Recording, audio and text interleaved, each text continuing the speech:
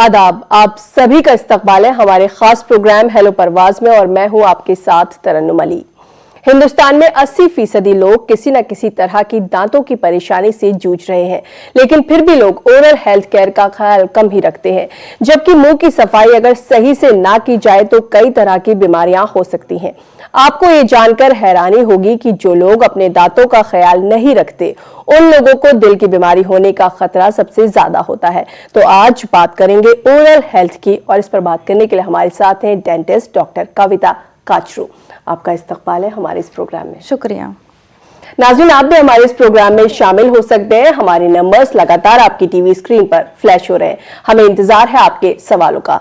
Doctor कविता काचरू, जैसे आज हम बात करेंगे ओरल हेल्थ केयर की, तो सबसे पहले ये जानेंगे कि मुंह की सफाई कितनी ज्यादा जरूरी है, किस तरह से की जानी चाहिए, और अगर हम इसे नजरअंदाज करते हैं तो हमें क्या क्या परेशानी, क्या क्या प्रॉब्लम्स हो सकती हैं।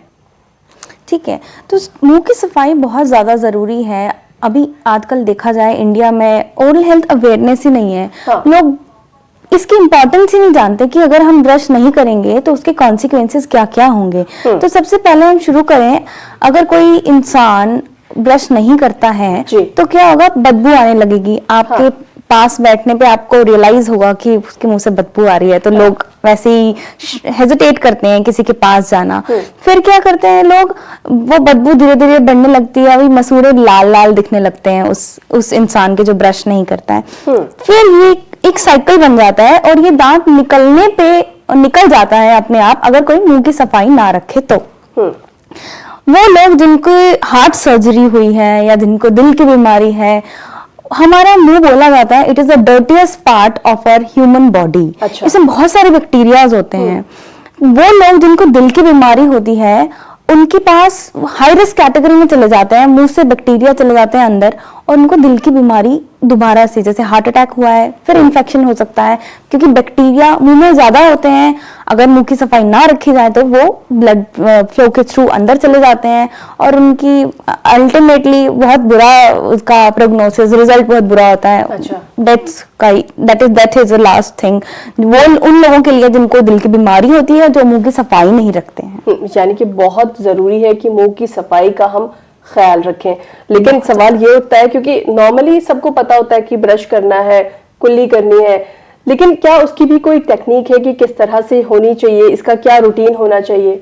जी हाँ, तो सबसे पहले ऐसा होता है, वेस्टर्न वर्ल्ड में क्या देखा जाता है, वो लोग पहले ब्रेकफास्ट करते हैं और उसके बाद ब्रश करते हैं। अच्छा। क्योंकि इंडिया में क्या होता है, हम लोग उठते हैं ब्रश करते हैं, लोग रात को ब्रश नहीं करते हैं। हाँ। तो ये रूटीन होता है कि आप रात को ब्रश करें, सुबह अपना माउथ वॉश करें, अपना ब्रेकफास्ट करें और ब्रेकफास्ट के बाद ब्रश करें। कि हम ब्रश करते क्यों हैं? सबसे पहले मुझे तो यही लगता है कि आज मैं इस मंथ से ये सबको बताना चाहती हूँ कि हम ब्रश करते क्यों हैं। हम खाना खाते हैं, खाना खाने के बाद जो हमारी फूड पार्टिकल्स हैं वो दांतों में फंस जाते हैं। हाँ। क्योंकि हमारी दांतों की बनावट ऐसी होती है जो ऊपर नीचे होती है और दांतों में गैप्स होते हैं छोटे छोटे, तो फूड पार्टिकल्स उसमें फंस जाते हैं। जैसे फूड पार्टिकल्स उसमें फंसते हैं और जो कि मैंने पहले बताया आपको, बैक्टीरिया बहुत ज्यादा होते हैं हमारे मुंह में, तो उनको खाना मिल जाता है, तो बैक्टीरिया उस खाने को जो फंस जाता है हमारे दांतों में उसको खाने लगते हैं और उसका बाई प्रोडक्ट होता है एसिड। उससे क्या होता है, दांत गलने लगते हैं। और जब दांत गलने लगते हैं तो हमको दिखता है कैविटी, कुछ काला काला हो रहा है। वो क्या है, एसिड बाई प्रोडक्ट है उन बैक्टीरिया का, जो काला काला दाग हमें दिखता है जिसको हम डेंटल कैविटी बोलते हैं। और भी बात करेंगे इस पर। एक कॉलर हमारे साथ जुड़ गए हैं। हेलो हेलो अस्सलाम वालेकुम। जी वालेकुम सलाम, बताएं क्या सवाल है आपका? दांत में बहुत दर्द होता है। जी, आप डॉक्टर कविता इनसे कुछ पूछना चाहेंगे? ये बता रहे हैं कि इनके दांतों में बहुत दर्द होता है।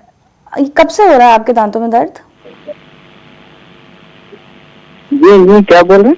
कब से हो रहा है आपके दांतों में दर्द? 2-3 दिन से हो रहा है, ज्यादा अभी 2-3 दिन से हो रहा है, तो आपको डेंटिस्ट के पास जाना ही पड़ेगा और डेंटिस्ट देख के बताएगा कि आपके दांतों में इन्फेक्शन हो गया है। जब दांत में दर्द होता है इसका मतलब है आपको रूट कैनाल ट्रीटमेंट की जरूरत पड़ गई है, नसों का इलाज कराना पड़ेगा आपको। तो आप अपने किसी नजदीकी डेंटिस्ट के पास जाइए, वो आपका एक एक्सरे लेगा और आपका रूट कैनाल ट्रीटमेंट स्टार्ट करेगा। अगर आप नहीं जाएंगे तो आपका मुंह सूज जाएगा, इसमें और सीवियर कॉन्सिक्वेंसेस हो सकते हैं। तो जल्दी से जल्दी आप अपने डेंटिस्ट के पास जाइए और ट्रीटमेंट लीजिए, इसको इग्नोर बिल्कुल मत कीजिए। आपने जैसे कि बताया कि बहुत ज़रूरी है, बहुत सारे बैक्टीरिया होते हैं हमारे मुंह में और अगर हम सफाई ना करें तो वो हमारे बॉडी के अंदर चले जाते हैं।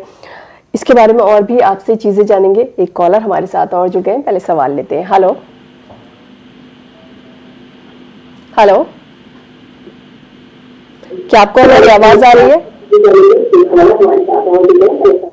हेलो, लगता है किसी वजह से हमारा इनसे राब्ता नहीं हो पाया। तो आप बता रही थी कि बहुत ज़रूरी है मुंह की सफाई करना। लोग ब्रश करते हैं पर उसकी टेक्निक क्या है, किस तरह से की जाए, किस तरह से ब्रश किया जाए कि वाकई हमारा जो दांत है, हमारा जो मुंह है वो साफ हो पाए? तो मैं वही बता रही थी आपको, जैसे हम लोगों ने रात में खाना खाया, क्योंकि बैक्टीरिया होते हैं हमारे मुंह में और जो खाना हमारे दांतों में फंस जाता है, लोग यूजुअली रात को ब्रश नहीं करते हैं। तो सबसे पहली जो मेरी इंस्ट्रक्शन रहेगी इस मंथ से सबके लिए कि रात को खाना खाने के बाद आप ब्रश जरूर करें और उसके बाद सुबह उठ के कुल्ला करें, अपने नाश्ते के बाद ब्रश करें, जो कि लोग उल्टा करते हैं, फॉलो ही नहीं किया जाता, लोगों को पता ही नहीं है, उठते ही रूटीन बन गया है कि उठना है, कुल्ला करना है, ब्रश करना है, उसके बाद खाना खाना है। कि ब्रश करने का हमारा एक पर्पस होता है ताकि हम अपने दांतों को साफ रख सकें। हाँ। अपने मुंह में जो खाना फंसा है, क्योंकि दांतों की एनाटॉमी जैसे मैंने पहले बताया आपको टेढ़े मेढ़ी होती है, तो यानी कि खाने से पहले ब्रश करना जरूरी नहीं है, खाने के बाद ब्रश करना ज्यादा जरूरी है। ब्रश करना और भी बातें करेंगे। कुछ कॉलर्स हमारे साथ लाइन पर हैं। हेलो हेलो हेलो, जी बताइए क्या सवाल है आपका? हेलो करती हूँ जी, बताइए क्या सवाल है आपका? बता रही हूँ, जब मैं ब्रश करती हूँ क्लोजअप से तो मेरे ब्लड नहीं निकलता और कोई और पेस्ट होता तो उससे ब्लड निकलता है। और जब मैं दांतों पे उंगली मारती हूँ कभी कभार तो ये बोलते हैं, आवाज सी आती है। अच्छा, तो ठीक है, आपको जो ब्रश सूट कर रहा है, जो टूथपेस्ट सूट कर रहा है वो उसको यूज करते रहिए, उसमें चेंज करने की जरूरत नहीं है। और ये जो दांत मारने की समस्या है आपकी, तो वैसे तो मुझे इसमें कोई वो समस्या नहीं लगी। खैर मुझे इनका सवाल भी ज्यादा समझ में नहीं आया, दांत मारने से इनका क्या मतलब है। तो आप अगर ज्यादा ऐसा होता है आपको कि दांत जब टकराते हैं तो दर्द होता है, तो इसका मतलब या तो आपके दांत ज्यादा घिस गए हैं, तो भी उसके लिए आपको डेंटिस्ट के पास जाना पड़ेगा, जिससे कि हम एक बार ट्रीटमेंट देखा जाए कि आप जब दांत से दांत टकराते हैं तब नॉर्मल किसी भी इंसान में एक गैप होती है, एक पैटर्न होता है जिससे दांत बंद होते हैं। किसी में ये पैटर्न डिरेंज हो जाता है, ज्यादा हार्ड चीजें खाने से दांतों की ऊपर की लेयर घिस जाती है, तो वो जब दांत से दांत टकराते हैं तो उनको थोड़ा दर्द होता है। उसके लिए हमें चेक करना पड़ता है कि क्या यही समस्या है, अगर यही समस्या है तो इसका इलाज किया जाता है। तो आपको नियरेस्ट डेंटिस्ट को दिखाना ही पड़ेगा जो कि आपकी इस प्रॉब्लम को सॉल्व कर सके। जी, जैसे आपने बताया दांत के बारे में कि इसकी सफाई किस तरह से की जाए, वहीं पर एक बहुत अहम हिस्सा है हमारे मुंह का जीभ, जिसके बारे में लोग कम ही सोचते हैं और इसकी सफाई भी कुछ लोग कर लेते हैं लेकिन ज्यादातर लोग नहीं करते हैं। तो कितनी जरूरी है कि इसकी भी सफाई हो और किस तरह से की जाए? तो जैसे मैंने बताया आपको, डेली रूटीन में आपको माउथ वॉश करना है, आपको 2 दिन में 2 बार ब्रश करना है, आपको डेंटल फ्लॉस करना है। सुबह आप उठे, आपने अपना माउथ वॉश किया, माउथ वॉश करने के बाद आपने ब्रेकफास्ट किया, ब्रेकफास्ट करने के बाद आपने ब्रश किया, ब्रश करने के बाद आप अपना रूटीन फॉलो किया। दिन में जब भी आपको टाइम मिले आपने फ्लॉस कर लिया। कुछ भी खाना खाने के बाद आप कुल्ला जरूर करें। और रात को माउथ वॉश का भी तरीका है, आधा ढक्कन माउथ वॉश और आधा ढक्कन पानी करके आप रिंस करें। उसके बाद आप पानी नॉर्मल वाटर से कुल्ला ना करें।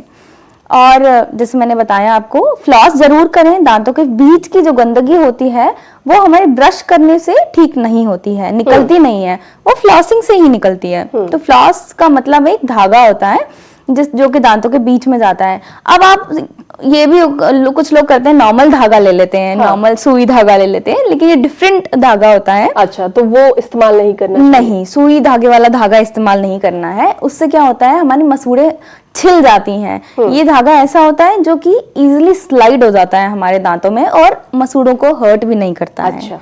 तो ये वो मुझे लगा कि मैं क्लैरिफाई कर दूं, लोग नॉर्मल धागे से शुरू हो जाएंगे फ्लॉसिंग करना, तो ऐसा नहीं करना है आपको, डेंटल फ्लॉस ही लेना है। आजकल टूथपिक्स भी आ गई हैं जिन पे धागा लगा रहता है, वो थोड़ा इजी हो जाता है इजीली। जिनके पास टाइम नहीं है दोनों फिंगर्स पे अपना फ्लॉस को घुमा के करने के लिए, टूथपिक्स में आजकल थ्रेड लगा रहता है, तो आप वो भी कर सकते हैं। फ्लॉसिंग जो है वो भी एक बहुत इम्पोर्टेंट है, बहुत इम्पोर्टेंट चीज है हमारे दांतों की सफाई के लिए। एक कॉलर हमारे साथ जुड़ गए हैं। हेलो हेलो हेलो जी, बताएं क्या सवाल है आपका? हाँ, गुड आफ्टरनून जी, गुड आफ्टरनून। ये इम्प्लांट जो करते हैं ना, इम्प्लांट कौन सी एज आफ्टर 70 कर सकते हैं स्टार्ट क्या? तो इम्प्लांट ऐसा नई एडवांसमेंट है डेंटिस्ट्री में। इम्प्लांट का एक अलग कैटेगरी होती है, अलग केस होता है। जैसे आपने का सवाल था आफ्टर 70 कर सकते हैं या नहीं, वो केस देख के पता चलता है। इम्प्लांट के लिए सबसे जरूरी क्या होता है? आपकी बोन की डेंसिटी। तो हमें ये देखना पड़ेगा कि आपकी बोन की डेंसिटी कैसी है। अगर तो वो अच्छी, क्योंकि फॉरेन में लोग अपना ओरल हाइजीन बहुत अच्छे से मेंटेन करके रखते हैं, वो अपनी हेल्थ को इंपॉर्टेंस देते हैं। बहुत सारी चीजें हम कॉपी करते हैं वेस्टर्न कंट्रीज की, लेकिन जो हाइजीन की चीजें हैं, जो इस तरह की चीजें, वो कॉपी नहीं करते हैं। ट्रू, वही बात मैं बोलने वाली थी। तो आफ्टर 70 किया जा सकता है इम्प्लांट, लेकिन हमें केस देखना पड़ेगा, क्या उस केस में वो इम्प्लांट सक्सेसफुल होगा या नहीं। अगर तो उनकी बोन डेंसिटी और वो सब चीजें अच्छी हैं, उनकी ओरल हेल्थ अच्छी है, उनके मुंह पे वो मुंह की सफाई अच्छे से रखते हैं, तो उनके लिए रिकमेंड किया जा सकता है। लेकिन हमें पूरा इवैल्यूएट करना पड़ता है क्या उनमें ये सक्सेसफुल रहेगा या नहीं। जी, एक कॉलर हमारे साथ और है, बहुत दूर से इन्होंने हमें कॉल किया है, मस्कत से। हेलो हेलो जी, बताएं क्या सवाल है आपका? बोलिए जी, सवाल बताएं, क्या पूछना है? दांत में दर्द रहता है, दांत में 2 टाइम साफ करता हूँ, सोने के टाइम भी, सुबह भी। यह दांत में दर्द रहता है। कब से हो रहा है आपको दर्द? 3 महीने से हो रहा है। यहाँ वो समंदर का पानी का फिल्टर करके देते हैं ना, इसीलिए वो पानी सूट नहीं कर। मैंने यहाँ डॉक्टर को दिखाया, 2-3 महीने से रात में सो नहीं पाता, गर्म पानी करके पीना पड़ता है। अच्छा, तो आपके दांत में अगर दर्द हो रहा है, इसका मतलब है कि आपको कैविटी हो रही है, और कैविटी के बाद ही दांत में दर्द होता है। इसका मतलब इन्फेक्शन आपकी नसों तक पहुंच गया है। इसमें गर्म पानी पीने से कुछ नहीं होगा, और दिन में 2 बार ब्रश करने से भी कुछ नहीं होगा। ब्रश तो करना ही है अपने दांतों को साफ रखने के लिए, लेकिन आपको नस के इलाज की जरूरत है, जिसको रूट कैनाल ट्रीटमेंट बोलते हैं। तो आप अपने किसी नज़दीकी डेंटिस्ट के पास जाइए जो कि आपका रूट कैनाल ट्रीटमेंट कर सके। एक बार आपका ट्रीटमेंट हो जाएगा तो आपका दांत का दर्द भी ठीक हो जाएगा। जितना आप इसको टालेंगे उतना ही आपका दर्द बढ़ता जाएगा, दांत में सूजन आ जाएगी, मुंह में भी सूजन आ जाएगी, और इर्रिपेरेबल लॉस हो जाएगा। इसको ठीक होने में भी बहुत टाइम लगेगा, क्योंकि कभी कभी ऐसा होता है इन्फेक्शन इतना बढ़ जाता है कि हड्डी भी गलने लगती है। तो जब लोग, तभी एक और बात मैं क्लैरिफाई करना चाहती हूँ, जैसे दांतों में कैविटी हुई है तो लोग जाते नहीं है डेंटिस्ट के पास, जब तक वो पेन ना करे, जब तक मुंह सूज ना जाए, जब तक हड्डी गल ना जाए, तब तक लोग नहीं जाते हैं। तो इसको बचाने के लिए हर 6 महीने में आप डेंटिस्ट के पास जाइए। वो आपके मुंह की इवैल्यूएशन करेगा, चेकअप करेगा, उससे पता चलेगा कि आपके दांत में अगर कोई कीड़ा लग गया है तो बड़ी छोटी सी फिलिंग हो जाएगी, बहुत आपके पैसे भी नहीं लगेंगे, बहुत कम लगेंगे अगर लगेंगे भी तो, और आपकी जान जो बच जाएगी, आपका दांत जो बच जाएगा। नहीं तो ऐसे हड्डी भी गल जाएगी, मसूड़े में इन्फेक्शन भी हो जाएगा, बाकी पूरे दांतों में भी इन्फेक्शन हो जाएगा। इन सब चीजों को अवॉइड करने के लिए हम ये बोलते हैं कि हर 6 महीने में आप अपने डेंटिस्ट के पास जाइए और एक चेकअप कराइए। एक कॉलर हमारे साथ और है। हेलो अस्सलाम वालेकुम। जी, वालेकुम सलाम, बताएं क्या सवाल है? हाँ जी, ये दांतों का पीलापन है। जी, आपने कभी दांतों की सफाई कराई है? हाँ जी। आपने कभी दांतों की सफाई कराई है? नहीं। हाँ, तो अगर आपके दांत पीले हो रहे हैं तो आपको दांतों की सफाई करानी चाहिए। आप किसी नियर बाय डेंटिस्ट के पास जाइए और अपने दांतों की सफाई कराइए। इस सफाई के साथ ही मैं एक और बात क्लैरिफाई कर देना चाहती हूँ कि दांतों की सफाई करने से दांत मजबूत होते हैं, कभी भी कमजोर नहीं होते। क्योंकि ये मिथ भी है, बहुत बड़ा मिथ है कि आप दांतों की जितनी ज्यादा सफाई करेंगे, फ्लॉसिंग करेंगे या उनकी क्लीनिंग करवाएंगे तो आपके दांत कमजोर हो जाते हैं। लोगों का ये बहुत ही बड़ा सुपरस्टिशन है। मैं बोलना मतलब जिस किसी को भी मैं सुनती हूँ, नहीं अरे हमने तो सफाई कराई थी उसके बाद हमारे दांत कमजोर हो गए। तो सफाई कराने से होता क्या है, हमारे दांतों और मसूड़ों के बीच में छोटी सी जगह होती है जिसमें खाना फंस जाता है।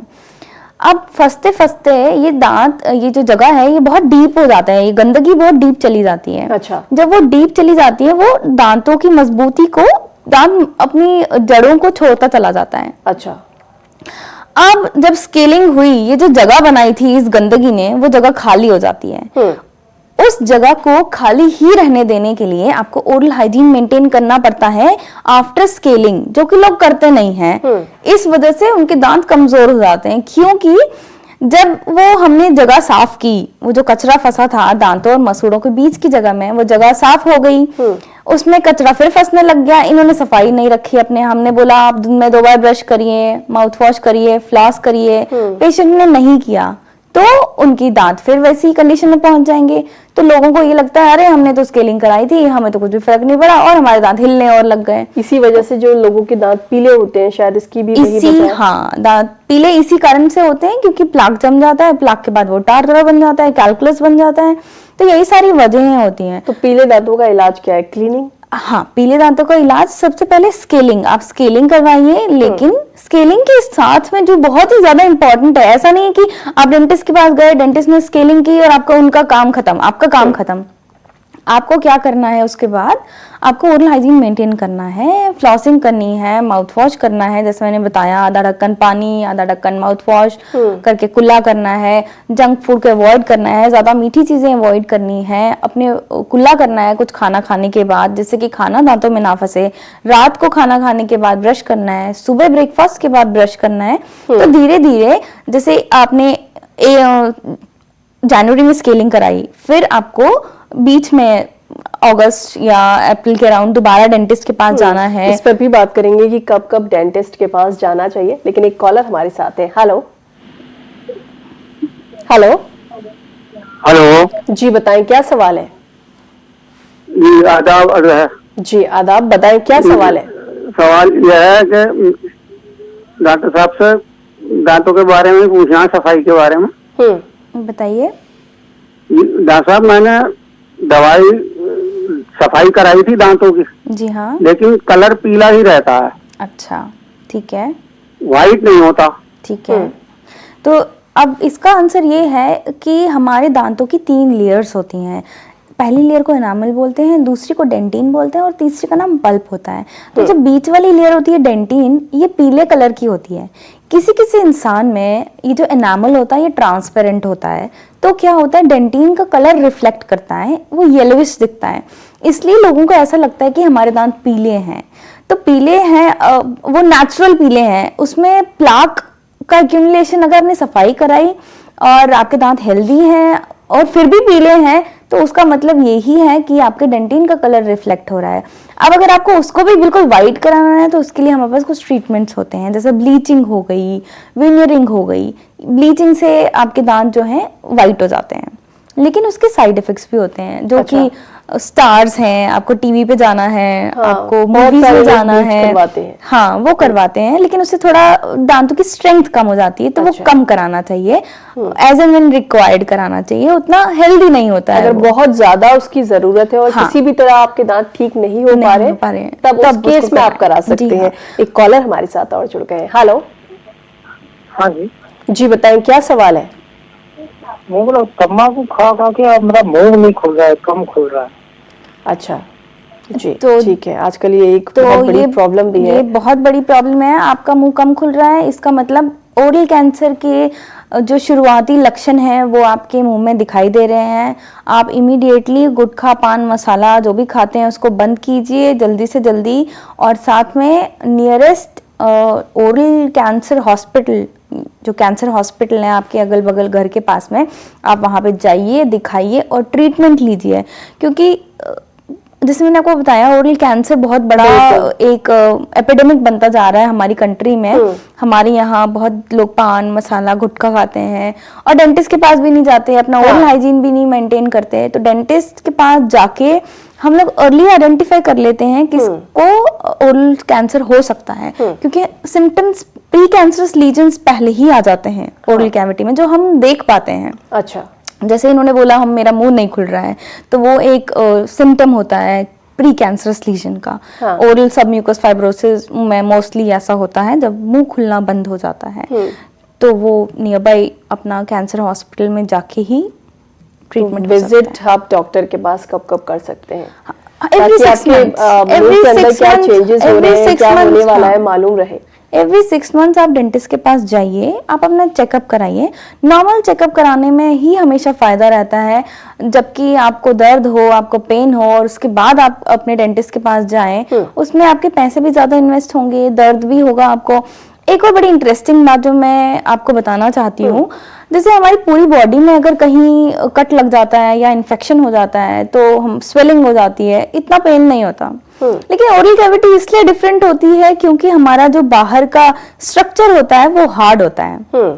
अब जैसे स्वेलिंग बाकी अगर किसी ऑर्गन में होती है तो वो स्वेल कर जाता है, लेकिन अगर ओरल कैविटी में स्वेलिंग होगी तो ये तो बाहर से तो बंद है ना, बिल्कुल पैक्ड है, तो ये सूज के जाएगा कहाँ? तो वो निकलता है दर्द के रूप में। जब भी हमें इन्फेक्शन होता है तो इसीलिए दांतों का दर्द माना जाता है कि बहुत पेनफुल होता है, बिल्कुल सोने नहीं देता, नींद नहीं आ रही है, बहुत पेन हो रहा है। एक कॉलर ने हमसे सवाल भी किया था कि इनको रात में पेन होता है और ये गर्म पानी का इस्तेमाल करते ज्यादा हैं, तो अगर क्योंकि कई बार ऐसा होता है कि रात में दर्द होता है तो आसपास डॉक्टर नहीं होता है या कोई क्लिनिक हॉस्पिटल नहीं खुला होता है, तो आप उस केस में क्योंकि एक इमरजेंसी है तो क्या कर सकते हैं? क्या घर पर कुछ ऐसी चीजें हो सकती हैं जिसका इस्तेमाल करने से हमें थोड़ा सा रिलीफ मिले?